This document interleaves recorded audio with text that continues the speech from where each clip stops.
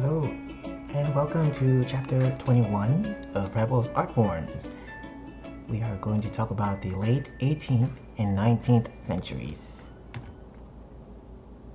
So a little bit of information when it comes to the artwork we are about to look at. There were many different things that were happening around the world that were very instrumental in the way people were thinking at the time. You can say this was the beginning of this modern age. Launched by industrial American and French revolutions, this was also a time of enlightenment, or an age of reason, where rational and scientific approaches started to add on to personal and religious beliefs. There was this idea of stylistic pluralism, and that is basically the idea that many countries were being inspired by one another, and they were actually learning to incorporate different styles based off region, and we're going to see examples of that. There is also this idea that traditional sources of patronage gradually withered. In other words, in the past, many of the works of art were basically made due to the demand. There was a reason why a work of art wanted to be made, or something like religion, or perhaps for a government leader of some sort. So there were, again, many factors that were causing a shift in the way people were making art. There is this style of work called neoclassicism. It is a style where they are trying to emulate classical Greek and Roman art. It is an effort to represent non-hereditary government, or a type of republic. So when it comes to neo means new, classic means it is something from the past. So you can probably guess that neoclassicism is a style where they try to bring back some of these styles that were so dominant during the classical Greek and Roman era. And let's take a look at this first work of art here. It's actually one of my favorite works of art, the art of Jacques-Louis David, one of the prime neoclassical arts. And right away, we are noticing figurative work. We are seeing the use of the male figures, also the women and children. We are looking at a set of soldiers. There are 3 of them, and that they have their arms stretched out. They are dressed in clothes that are very reminiscent of ancient Rome. And then we are seeing an elderly man in the very center with his arms stretched out, holding weapons. He's holding swords. A lot of really interesting things happening with the fabric, and just the form is basically impeccable. On the lower right hand corner, there is a group of women and children, and that they seem to be in a somber state. They look like they are grieving. And so when it comes to this neoclassical style, it really is about bringing these styles back, bringing these ancient Greek, these classical Roman styles back. And so this piece is called The Oath of Horati. It is a story of virtue and readiness to die for liberty. There is a sculptural quality of figures, and this was a very large painting, oil on canvas, 10 feet by 14 feet. So larger than life.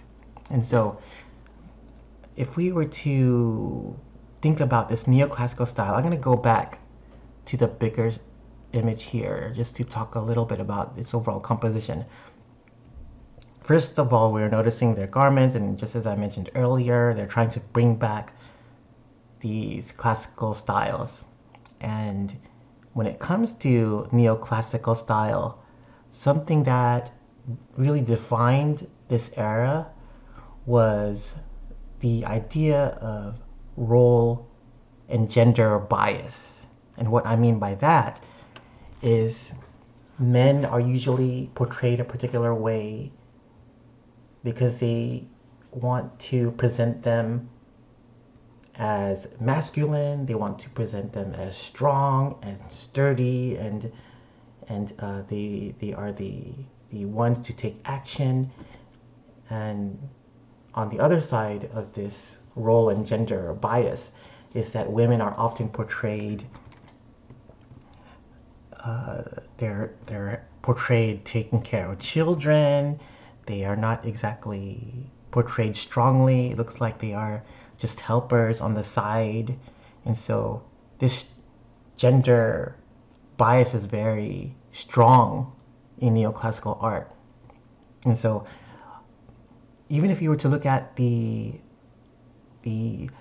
composition of the arrangement of the figures, you'll notice that the men, the soldiers, are having their arms stretched out, and that they are making these very rigid diagonals.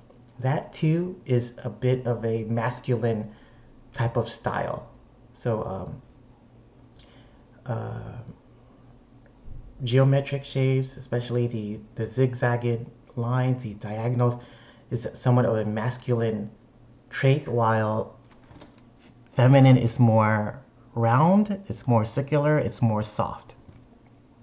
And so that being said, if you were to even look at what is happening in the negative space, we have these three spaces, these pillars in the center.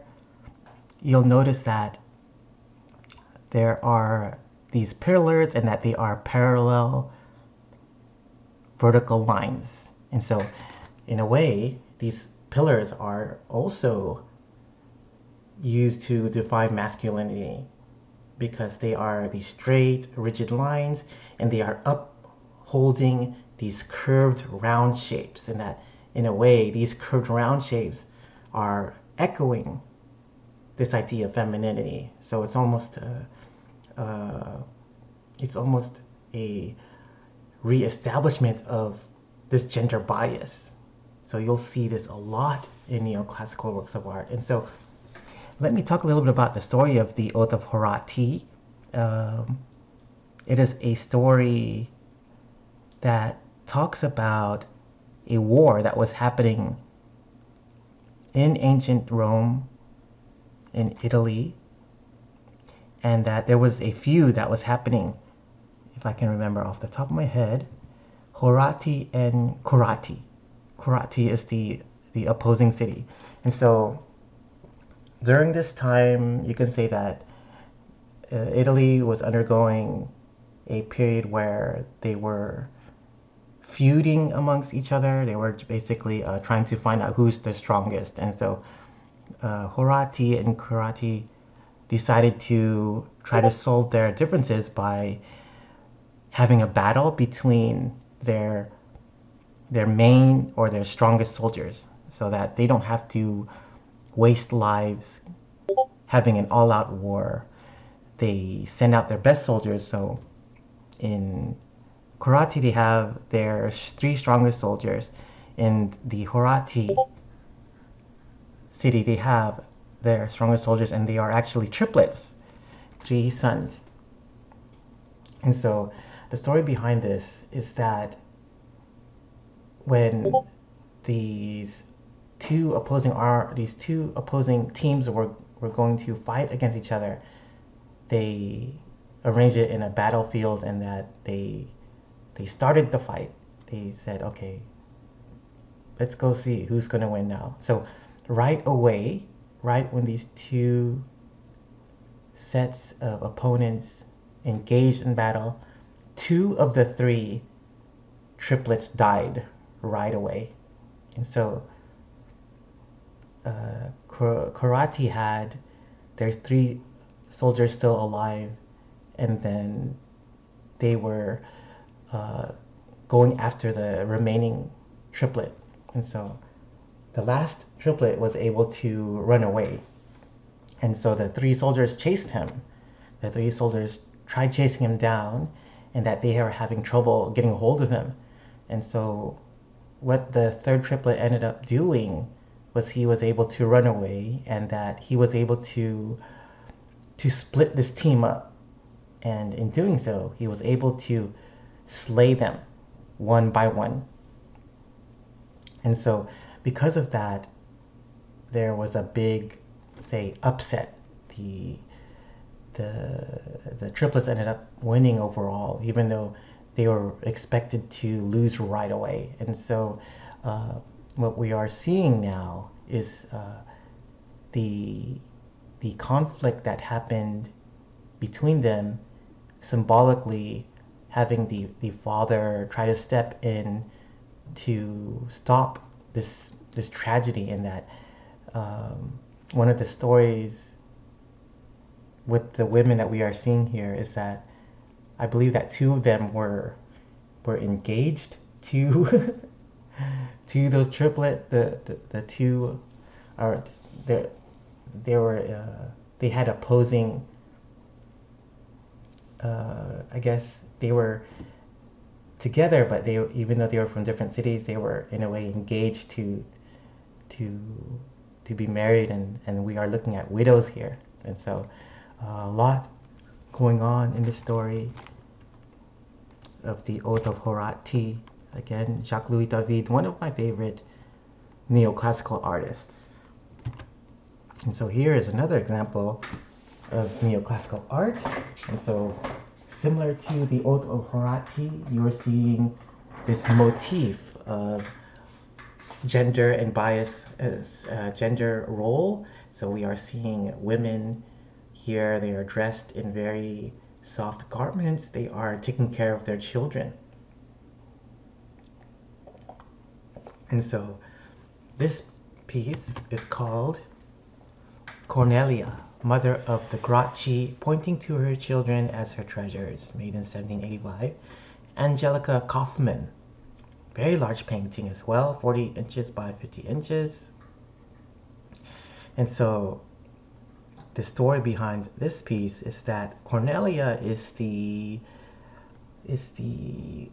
wife of a very powerful Roman leader, and that there was a woman that was offering to sell her these very fine jewelry. And so Cornelia, she is this she's a very influential, very charismatic wife of the leader. She says that she can't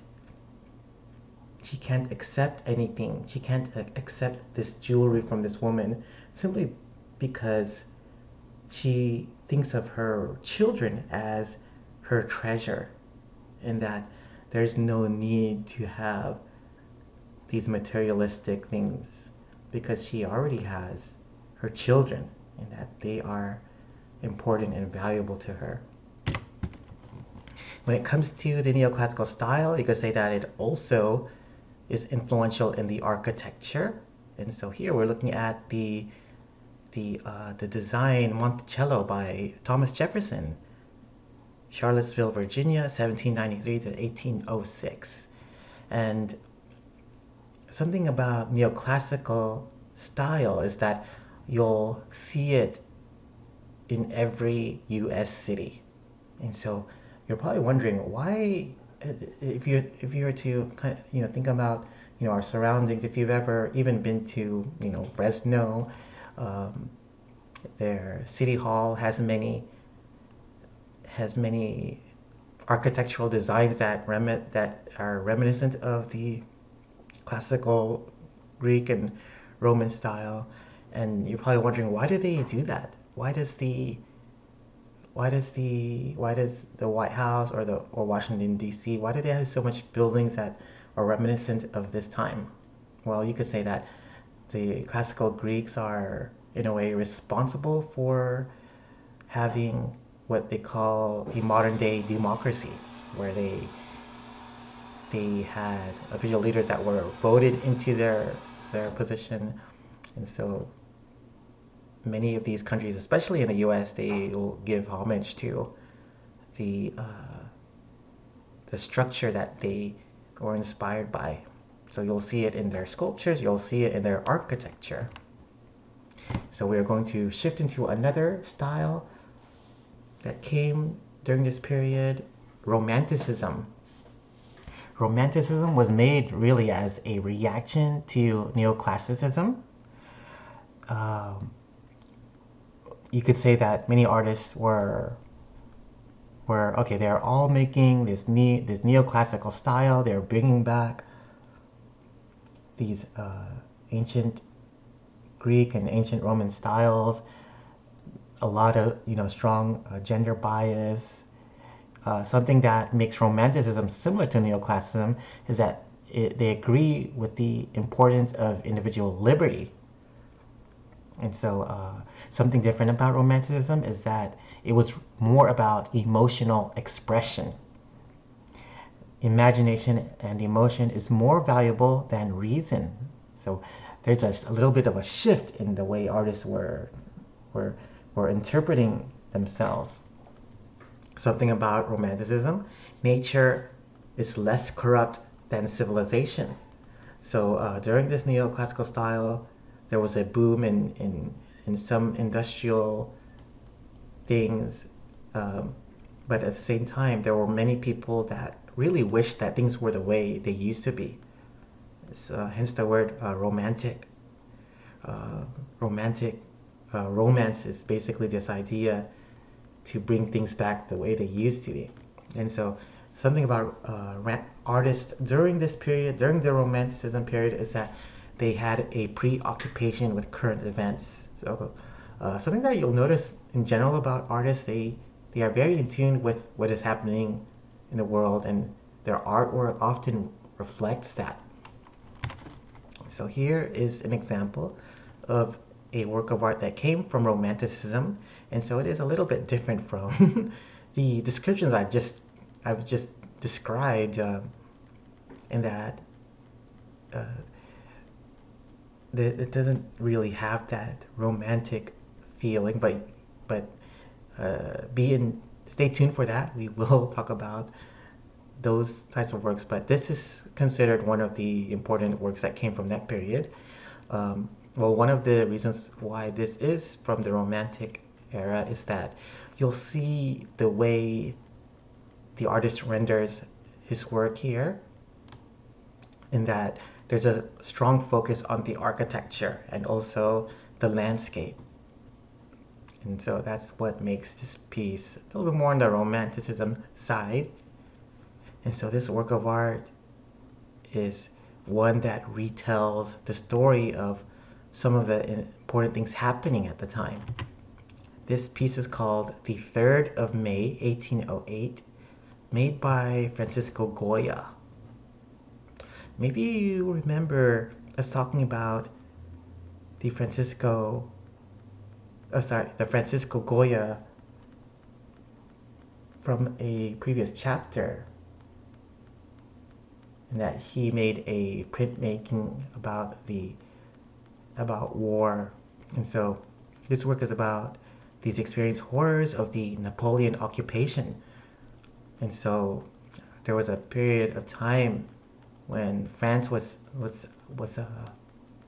taking over Spain, in that there are these instances where people were trying to fight them off, they're trying to resist them, but there were executions being held, and this painting really is a type of protest against tyrannical governments.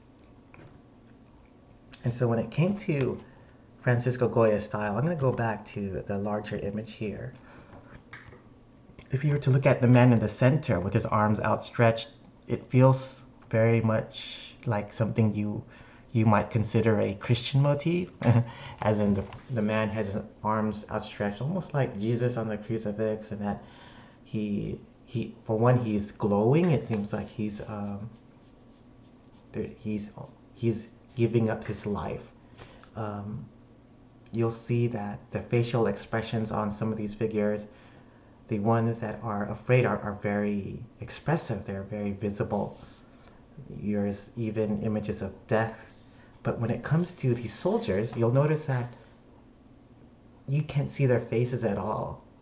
Instead, we're just looking at their profile and just a hint of an eye, but really just the side of the face. And the artist does this purposely to make them more machine-like, taking away their humanity. Even the way the soldiers are positioned, that they are very linear, they are very organized.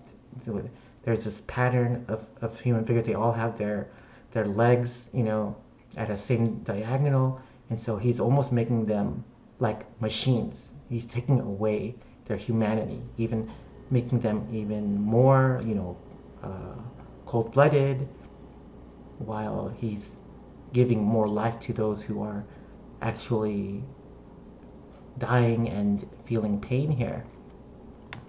So Francisco Goya and many of the artists during this period of Romanticism were very much in tune with what was going on around the world. And now shifting to another work that is from Romanticism, and this is a little bit more like the description I gave when it came to this focus on nature and this idea that they really wanted things to go back the way it used to be. And when it comes to this work here, James W. Turner, he's one of my favorite artists as well. So you'll see a lot of my favorite artists in this chapter. Jacques-Louis David, James W. Turner. I like Francisco Goya a lot too. And so when it came to James W. Turner, this work of art here, he has a very painterly style. I'm hoping you guys can remember that from a previous chapter. A very loose interpretive style, very expressive, and it's almost as though the artist is stepping into the realm of abstraction, especially with how visible these expressive marks are. And something about J.M.W. Turner, he was a romantic in that he was actually commissioned to be a painter for the British Navy, and that he was to paint a lot of the current technologies, like their boats and their ships and their buildings, and that he actually didn't like the way a lot of the new boats appeared, so he would actually paint the designs of boats from the past. So James W. Turner really focused on nature, and he really wished things were the way it was in the past. In this piece, Joseph Mallard William Turner, The Burning of the Houses of Lords and Commons, made in 1834. And when it came to this scene, in reality, it doesn't really look like this. You can say that J.M.W. Turner had a way of exaggerating the space to make it more exciting. Even the fire, it's not like he was trying to render it from observation to portray it, photographically. Instead, he made it more dramatic, and he does that very successfully, especially with how bright and how vivid these colors are. There's so much different things happening in the overall composition in terms of the use of complementary colors and switching between flatness and saturation. So when it came to this period of Romanticism, the artists were really focusing on emotion. Another example of work from the Romanticism era, and this too is very much a romantic piece in that it is portraying nature. So Romanticism has a lot of work that focuses on nature. And this piece is called The Oxbow by Thomas Cole. and this is a broad panoramic view. I'm hoping you guys remember what panoramic means. Basically, we can see from left to right. You can see it from a wide range. And this is an example of work from the Hudson River School style. And now shifting to another work of art from the Romantic era, we are looking at a very interesting theatrical scene. What makes this piece more on the side of Romanticism is the quality of paint, in that despite the clarity of the figures, there's a lot of instances where the artist is being a little bit more on the expressive side, especially with the fabric and this focus on emotion. And so this piece is called The Death of Sardanapalus, 1827, by Eugene Delacroix. And this work is actually based off of a play by Lord Byron. There's a very strong diagonal composition with chiaroscuro, recalling the Baroque style. And so it is a very painterly style, in other words, very loose and very open.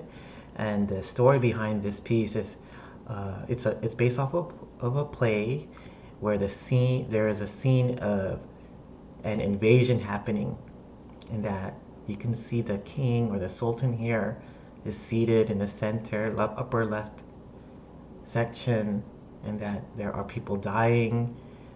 Basically, the story behind this leader is that he's telling his enemies to, you know, if you want to take over if you want to take over my kingdom, you have to destroy everything, and including my people in it. You can't take anything. You have to destroy or destroy and kill everyone, basically. So yeah, very emotional, very expressive. And here is another work from the Romanticism era, also one of my favorite pieces as well. Something about Romanticism is the focus on nature, so you'll always see very dramatic skies and clouds and oceans. And here there is an interesting scene with figures appearing as though they are sick and dying. We have a man on the upper right corner waving his clothing or waving something at perhaps a distant ship, asking for help. Something about this piece is the artist uses a lot of foreshortening. In other words, we can see the figure and that they are painted in a way that that allows for the figure to be closer or almost being aimed at the viewer. So if I were to look at the bottom center, there's a man there that his head is in a way facing us. That is this technique called foreshortening, where you're not exactly rendering the figure from a very straight forward view. Instead, it's in a way coming towards us, so that they have to crop a lot, they have to remove a lot of the section to make it feel more realistic.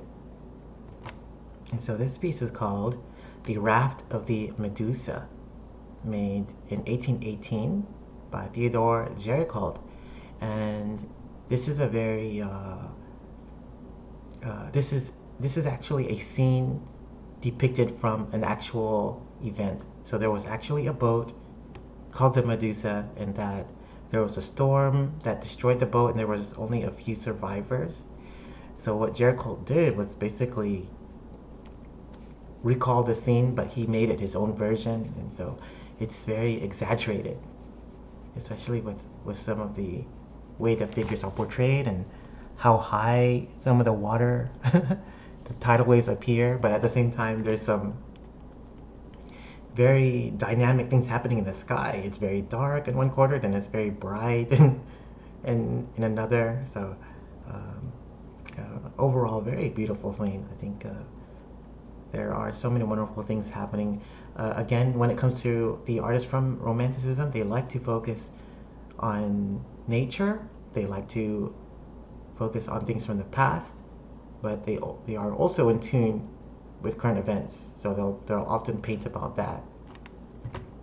And so, when it came to photography, you could say that they that these artists played a very influential part in the way people were taking pictures.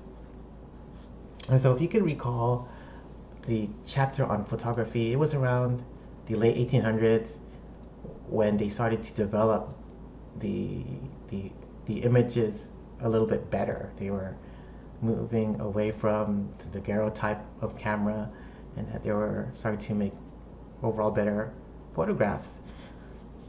Something about photography during this time, cameras freed the painters from the role of narrator and illustrator. And so the cameras took the pictures and basically told the story, where in the past they were really dependent on a narrator and also an illustrator, or someone that would just draw the scene out or paint it. But because of cameras, they didn't have to rely on that anymore. But during this time, the technology was still cumbersome. It was still relatively hazardous when it came to the process of taking photographs. And so a lot of photography was being used to take pictures of the West, where the American West was relatively in its early stages, uninhibited. But during the time, the artists and photographers were very interested in going there to capture all of that. And so here is one of those examples. Thomas O'Sullivan, Iceberg Canyon, Colorado River looking above, 1871.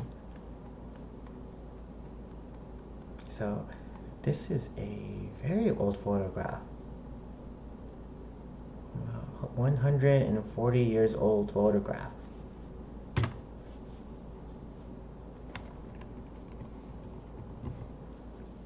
And so we're going to talk a little bit about realism now.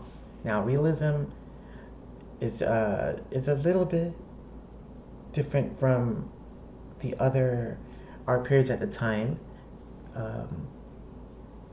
We know what realism is, but the term realism when it comes to art is a little bit different, and here are some of the reasons why. So during the time, there was a lot of academic art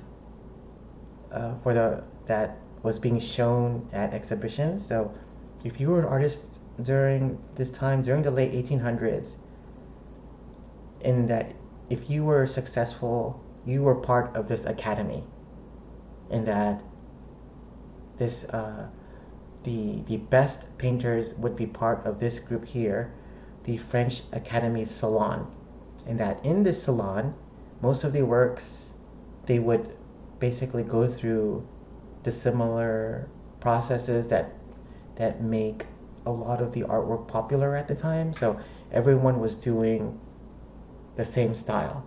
So in the academic art, the world of academic art, people were doing works that were neoclassical. So then they all were falling under some of these categories that we just mentioned. They were making neoclassical works, they were making romanticism, they were making romantic works, and that these are the types of works that people wanted to see. And so every year there would be an exhibition, and it was one of the only venues where an artist can make a name for himself or herself, and that if you weren't part of that salon, if you weren't part of that exhibition, and you're relatively unknown. And so when it came to this style here, realism, It is a style that depicts the ordinary without idealism, exoticism, or nostalgia. Realism is a reaction to both neoclassicism and romanticism.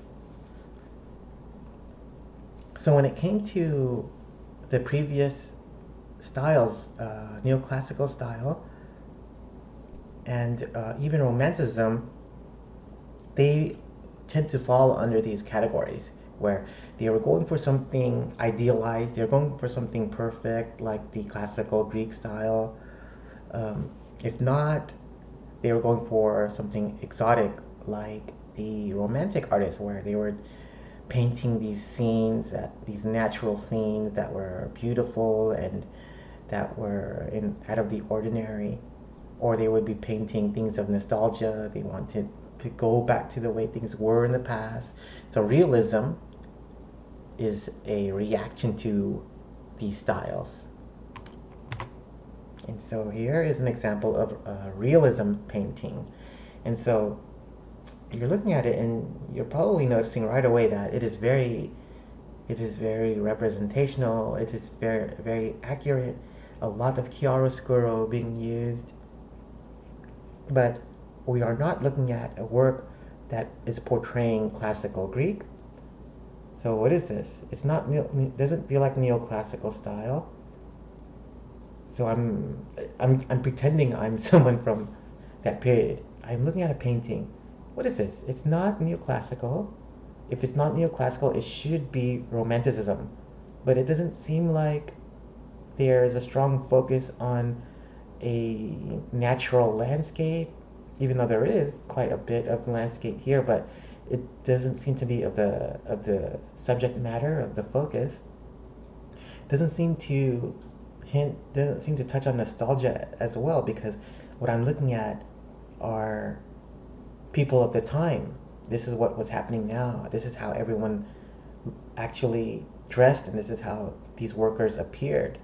And so when it came to this style, this realism style, it was portraying what was really happening without making it overdone, or they weren't trying to idealize it, they weren't trying to exoticize it, and they weren't really trying to hint on nostalgia. Instead, realism was about the reality of their time period.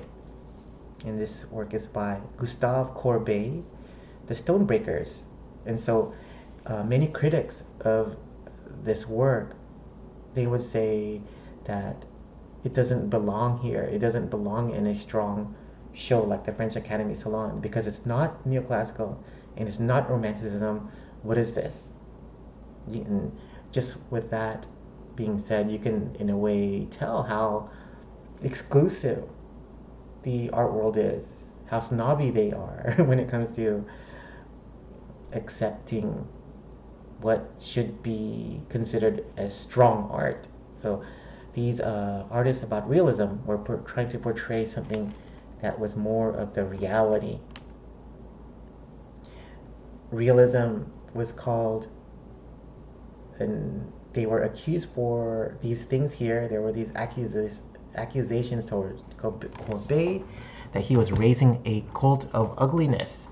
It is inartistic and socialistic work.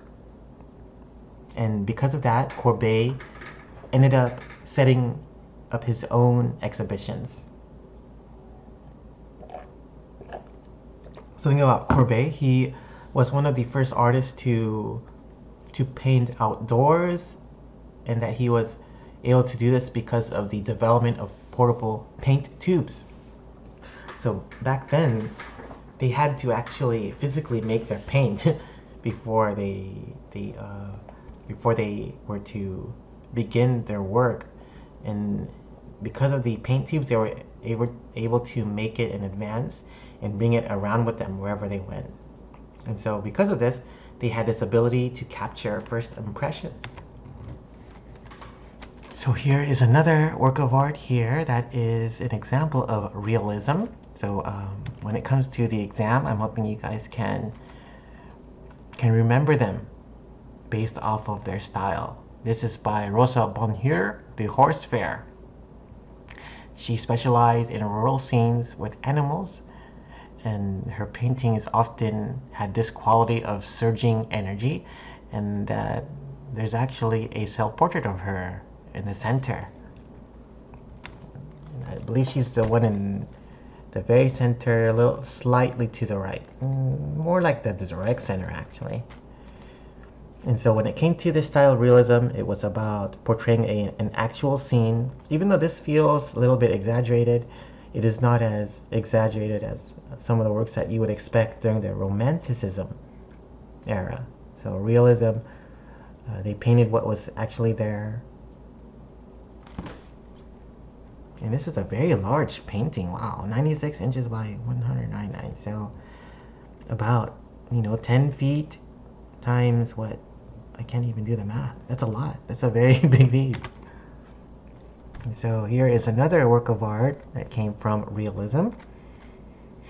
And this has a little bit of a different flair to it, in that we are looking at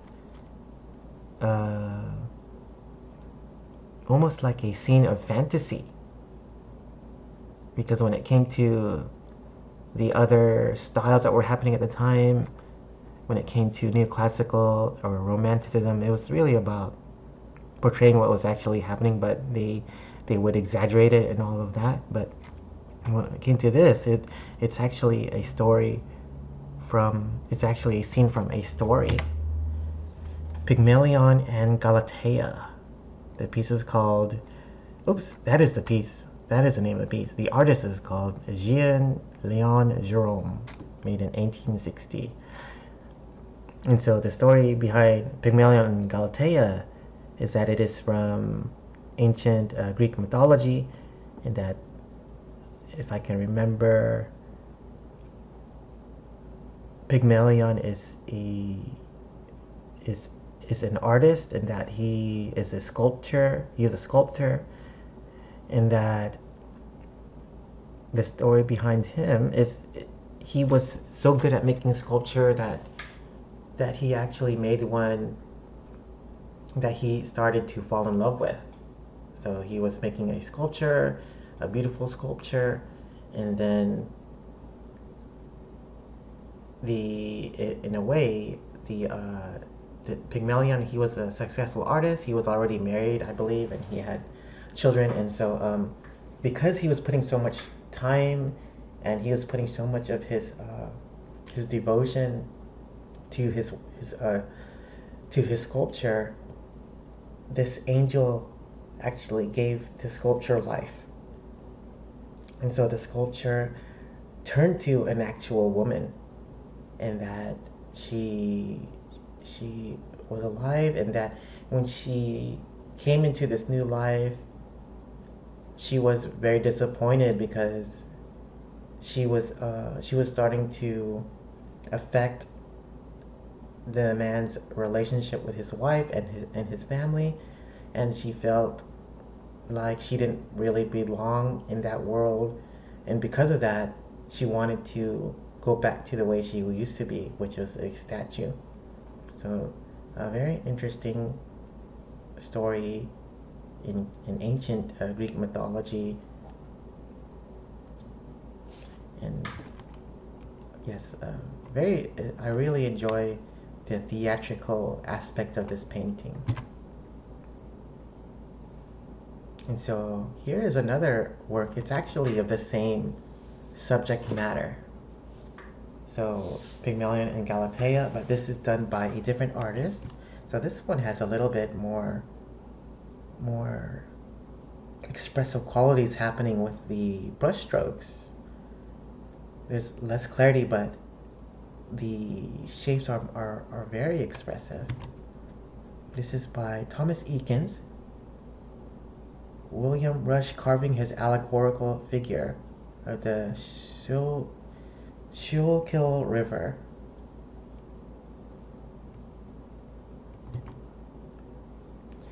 And here is another work of art, also from the same time period, this time period of realism. And keep in mind that the style is really about portraying what was actually happening, even though the last painting we looked at was more about a scene from a story. This is going back to the core of realism, which is to portray people in their natural state, not with no intentions of idealizing them or romanticizing them or exoticizing them. And this is called The Banjo Lesson by Henry Osawa Tanner. And something that Tanner does here, he dignifies the portrayals of blacks. And so this was made in 1893, where you can probably guess that there was a lot of racism happening. And he made this painting to show that the blacks had a they are at the same level as everyone else in terms of their their virtue of life, that they are teaching their young children how to play music, and that they have strong family structure and so on.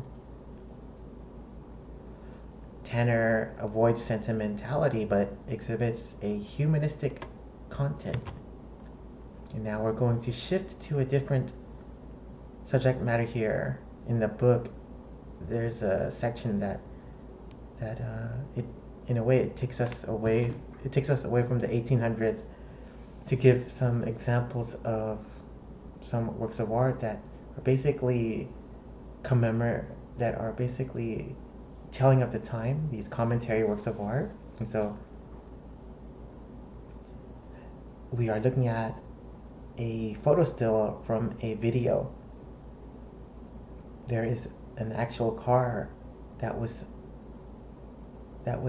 built to race into this stack of television. Yes, those are televisions.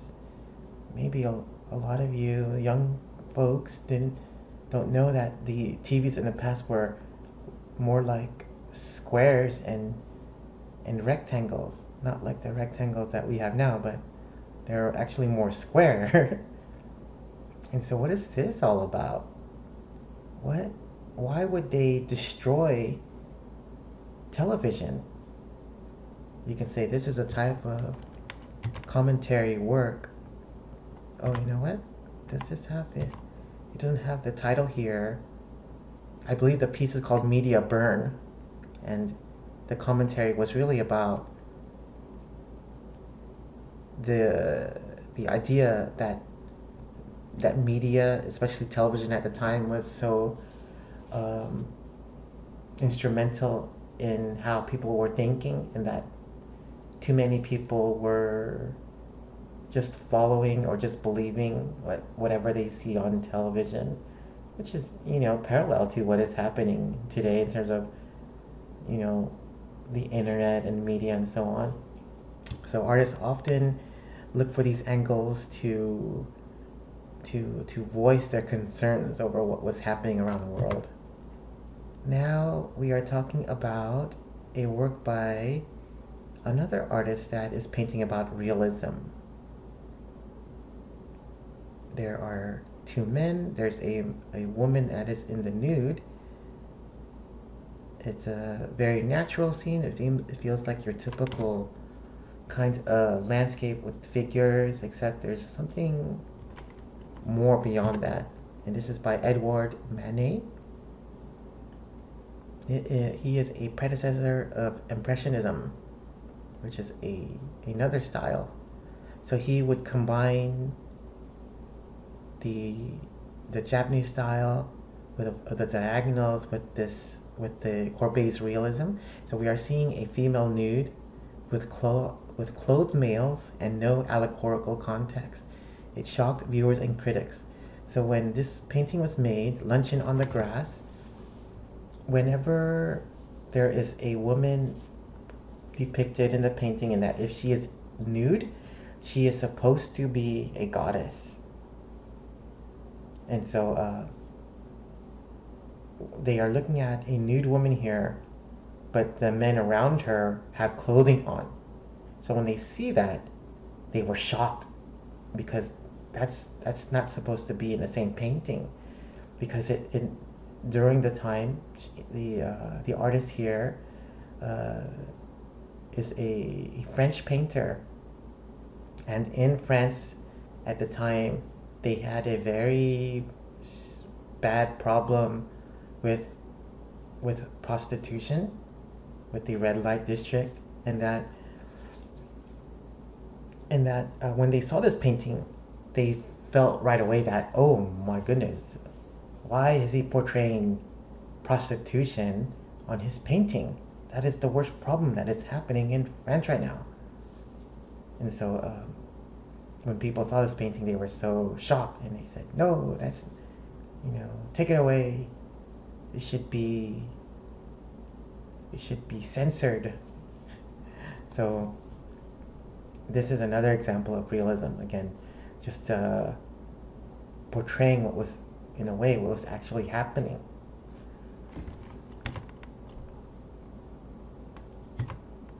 Okay, so now we're going to talk about Impressionism. Impressionism was a group that formed after the denial to the 1873 Salon and organized independent exhibition. And so what Impressionism was really about was they were a group of artists very similar to the realism artists like Courbet and Bonheur, where they weren't accepted in the French academic salon, so they made their own exhibition. Same thing with this group here, the Impressionists. So when it came to impressions, they are paintings of what the eye actually sees rather than what the mind interprets. So what do we mean by that is basically when we look at something, we have a tendency to objectify them in terms of its function and what the object actually is. So if it is a tree, then it's a tree. If it's a car, it's a car. If it's a mountain, it's a mountain. And so what these Impressionists would do was they would get these things, and they would get these objects, but they would portray them, and they would include things like shadows, and they would include things like light bouncing off of the surface. They would include things like the lack of visibility when it comes to looking at certain things. If there is something like rain or smoke or maybe too much sunlight, they would find a way to include these extra things that we're physically seeing. And so here is a very popular painting by Claude Monet. He is the leader of the Impressionists. So instead of this painting being of just a natural scene, more of an industrial scene of a train station, it feels, he includes things like the smoke. So we're looking at puffs of smoke. We're looking at, of course, the inner architecture of perhaps a train station, and that these Impressionists, they would go to these scenes, they would go to these places, and they would paint right there, and that they would include everything, and he would paint it the way he actually saw it. So this is how the smoke appeared, under the architecture, and this is how the smoke affected the negative space. So Impressionist artists, they don't feel the need to express clarity. Instead, they are really painting what they actually and physically saw, making it more expressive than anything else. And this piece is called Arrival of the Normandy Train, Gare Saint-Lazare. And so for the Impressionists, it was initially meant to be a derogatory term, but it was a fitting description for the artist. So when these works of art first came out, they called it impressionistic, and initially that was meant to be looked at as bad because it wasn't the same as the academic style. So anything that was not academic style was considered not strong work. And so these impressionists, they would use small dabs of color that would separate the strokes close up, but they look blended from farther away. So they would focus more on color over vibrancy. There's something about impressionist artists that were different from romantics and the neoclassical artists, is they were optimistic about new technology. So they were on a different side of the spectrum when it came to the acceptance of the current world.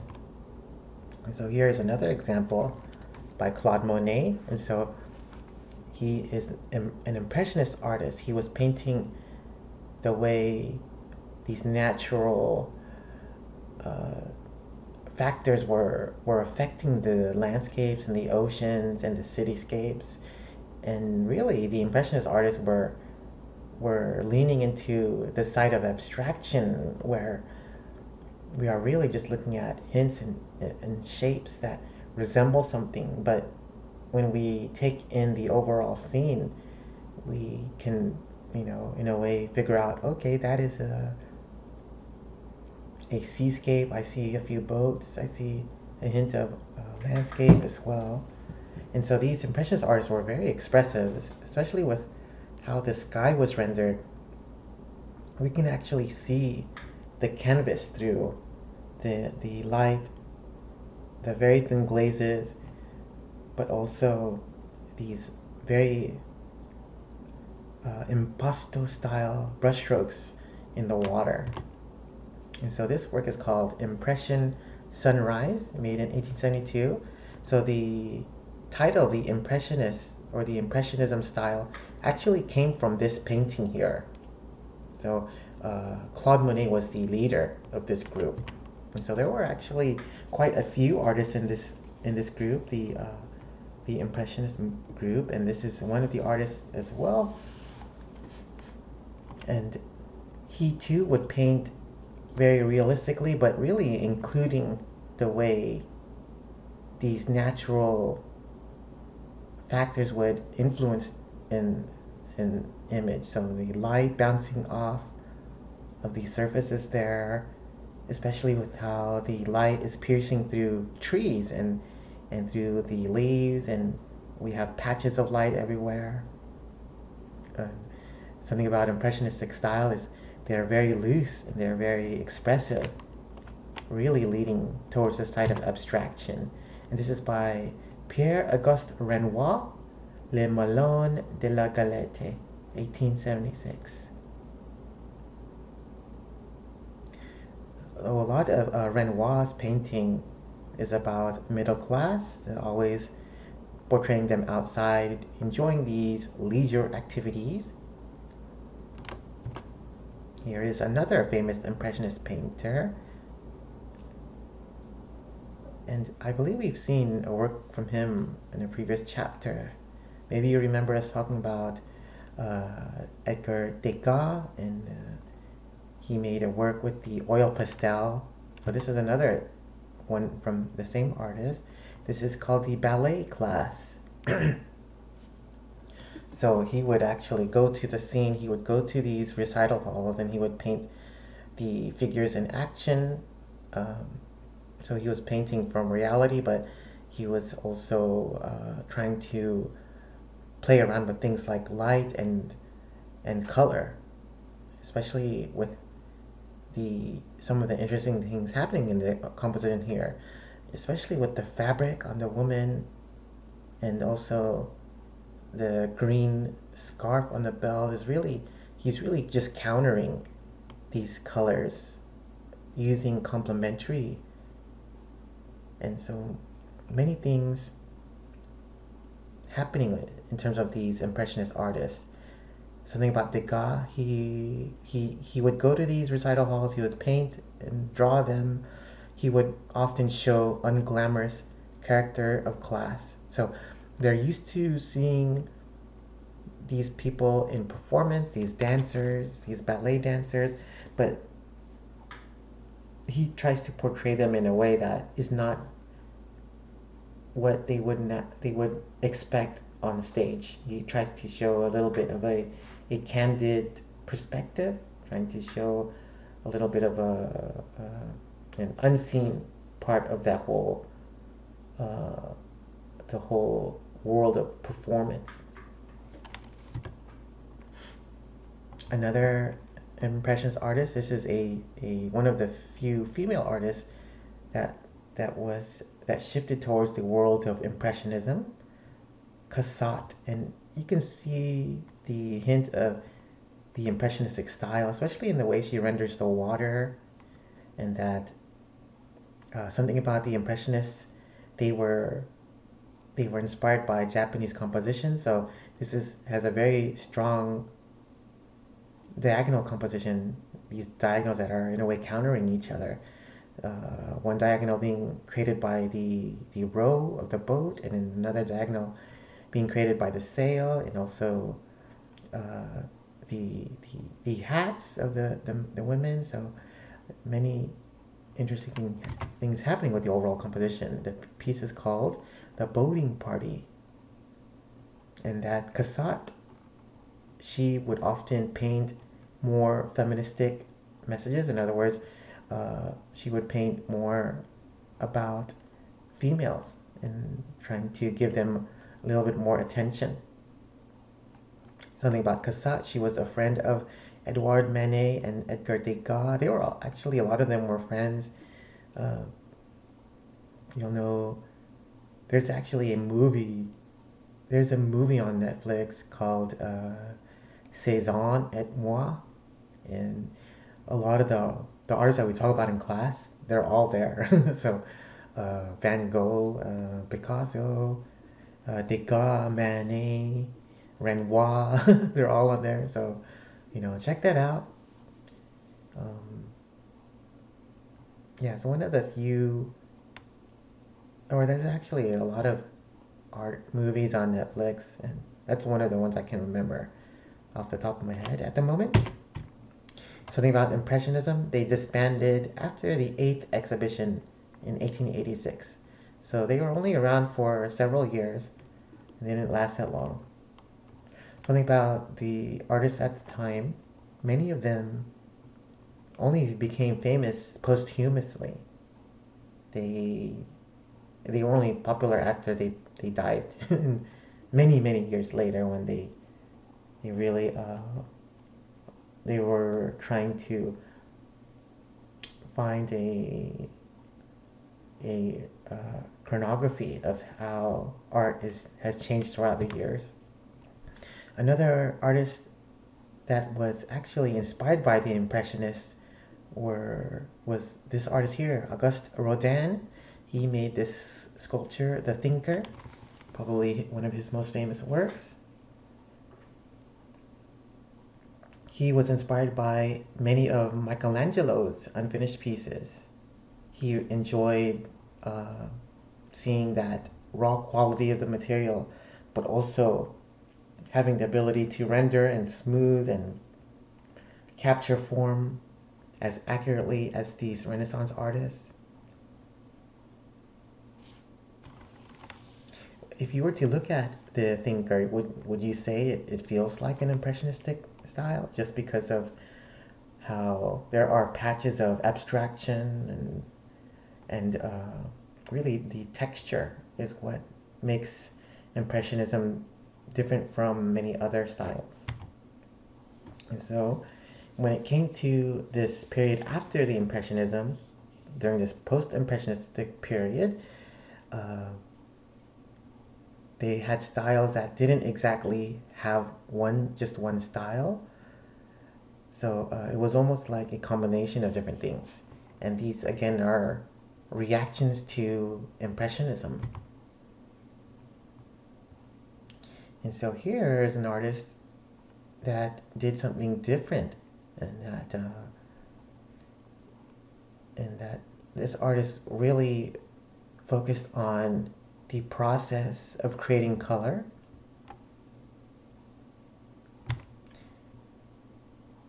A Sunday on La Grande Jatte by Georges Seurat, and his style is called pointillism or divisionism. I think for the sake of this class, I would remember pointillism a little bit more. Pointillism is when the artist is using basically little dots, little dots, dots, dots. So let me go back to the larger image here, and it's not like we can see all of these dots from this perspective. I'm guessing we have to see it in person to see the dots even better. But for every set of tones, and say the green in the grasses, you could say that the artist is putting together oranges, blues, yellows to create that one section. Um, so he would almost look at this as almost like a mathematical formula where he was putting together 5 or 6 different tones to create one color, and um, that the artist was using this as a method to really make some interesting things happening with the use of color. Seurat was an artist that really focused on more monochromatic themes, but whenever he did color, it was so much like this, where it was very almost like what I mentioned earlier. It's almost like math with the way he figured out how to create these very rich tones of color by almost mixing, but you can see the actual physical dots. Another work of art that came from the post-impressionistic period here is if you look at it, okay, it looks like a typical landscape scene, but it feels a little more abstract. This is one of the works by Cezanne that really influenced a lot of artists after him. Mont Saint Victoire, 1902 through 1904. So even though we can say that it is a landscape, he's really playing around with the shapes, making them more abstract and almost geometrical. And when he did this, he almost gave artists, this key or a green light to make paintings more abstract, make them a little bit more, give them less clarity. It can still give something that people will enjoy. And so he was inspired by Impressionism, but in a way he ended up doing his own style. So this is one of these styles that came out of this period, the post-impressionist period, is expressionist.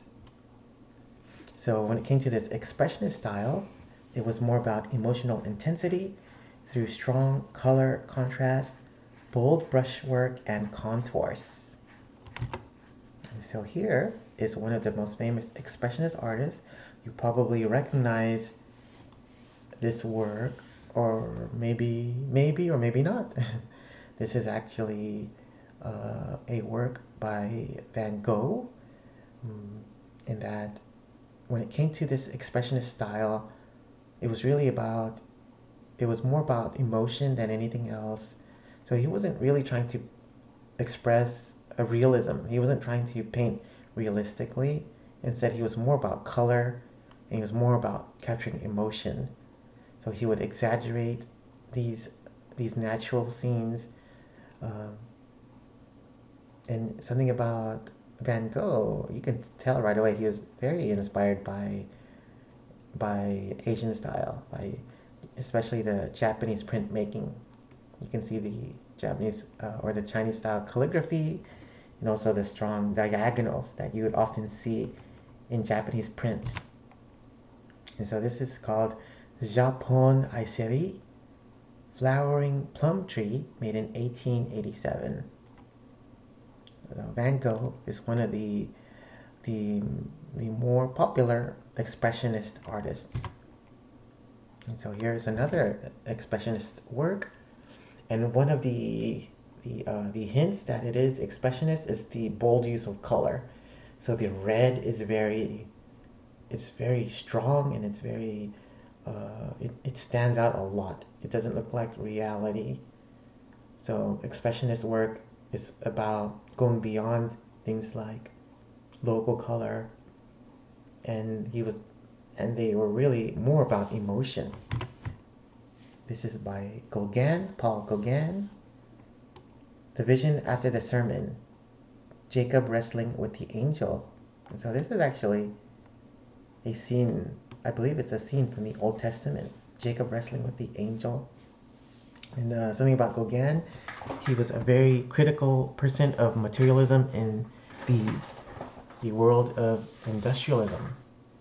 So Gauguin, he actually worked as a stockbroker for several years, and that he didn't, he, I would say he didn't really agree with the way life was going in terms of how people were just working for money, just to buy stuff, and so on.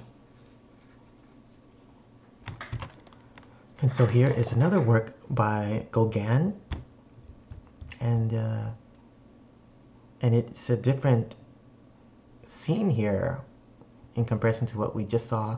But when it came to this expressionist style, it was really about using color.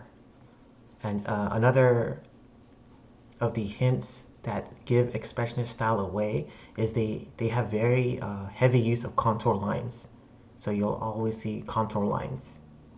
I'm hoping you guys remember that term from a previous chapter. The lines that depict the shape. So it's almost making the objects feel flat. Something about Gauguin. This piece is called Mahana no Atua, Day of the God, 1894. Something about I shifted into a different topic, but something about Gauguin that was mentioned earlier was he was critical of materialism and this shift in living an industrial life. He actually left all of that. He left his family to live in Tahiti at age 43. And so he left his family to live in Tahiti because he wanted to break away from civilization. So he moved to an island country, in that he felt more at peace being away from his old job. He was a stockbroker, and he just wanted to live in the island, and he just wanted to be away from society. And so when it came to this work, Mahana no Atua, it was more symbolic. It's about this language of dreams. The color of water is nothing like reality. So when it comes to this expressionist style, it was really about color. Okay, now we're going to talk about symbolism that was developed around 1885. And symbolism had these decorative forms and symbols that were often intentionally vague or open-ended. So,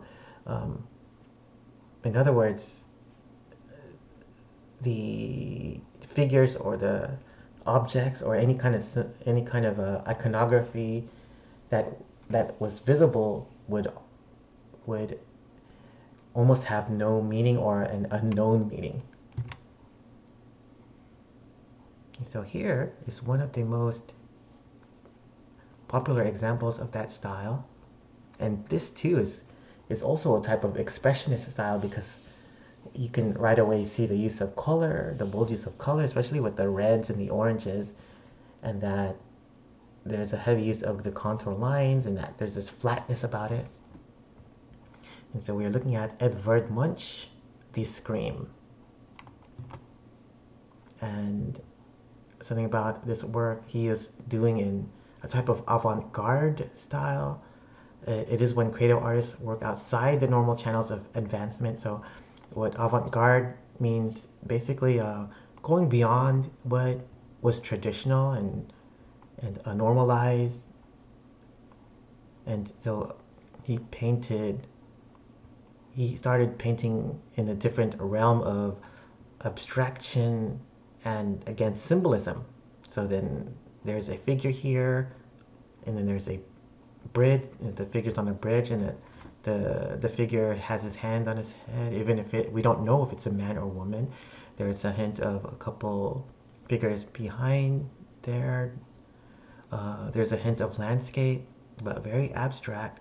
And so, what symbolism brought into the world of art history is the idea that they can pretty much paint what they want and they don't have to explain it. And there are many different translations to what Edvard Munch was trying to express in his work of art. One of the ideas is that Edvard Munch had a sister that was actually very sick, and that he was really close to her, and they left her in a hospital that she had to stay there, and so Edvard Munch was separated from her, and that when he was walking away from that area, so we're looking at a figure be standing on that bridge, but if you look in the distance, that's supposed to be a hospital or of some sort. And that he's walking away from his sister, and that he is feeling overwhelmed with emotion, and that he was basically painting his experience, his personal feeling of loss. So when it came to this idea of symbolism, it was really about this idea that artists can paint what they want, but they didn't really have to explain. So a lot of really interesting things happening in the world of Western art. So another style is the Art Nouveau, or the New Art, and they focused a lot on architecture and interior design. This is called the Victor Horta stairway, and when it came to Art Nouveau, it usually has a more organic style. And one of the famous artists that came from Art Nouveau is Henry de Toulouse-Lautrec, and that these artists are really starting to go a different direction. So when it came to things like symbolism, where the artist would paint figures, they would paint objects, they would paint abstractions, and they didn't feel the need to express or to explain them, you could say that Henry de Toulouse-Lautrec did the same thing here. So we are looking at a scene from a part of night lounge, looks like a party scene, but there's some interesting things happening with the overall composition. It is supposed to be a social event, but if you look at the way the figures are rendered, it's not like he's trying to idealize them. He's not trying to make them look happy or vibrant of any kind. In fact, if you look at the woman on the right, her face looks almost ghastly with the shadowing and the blue, even the yellows and the greens that make her almost creepy. So, with that being said, even the figures, the male figures, even their skin quality has a lot of green tones. So I'm not really sure, and that's the overall idea of symbolism, is that we don't know why the artist did that, but it seems the undertone is something more of a feeling of sadness or loss. And so this piece is called At the Moulin Rouge, 1893. And something about Henry de Toulouse-Lautrec, he was a person that was a little bit shorter than average. You would say that he was a dwarf type of person, and so despite that, he was very talented. in drawing, and he would do posters and these paintings of this lifestyle, this lavish lifestyle where they're partying a lot, they're having these performances and so on. And he was, but at the same time, he was a person that was very unique, and he stood out a lot, and he was often misunderstood. And so you can say that a lot of these paintings, despite the open-endedness, in a way was a reflection of how he felt, and how he was in a little bit of an outcast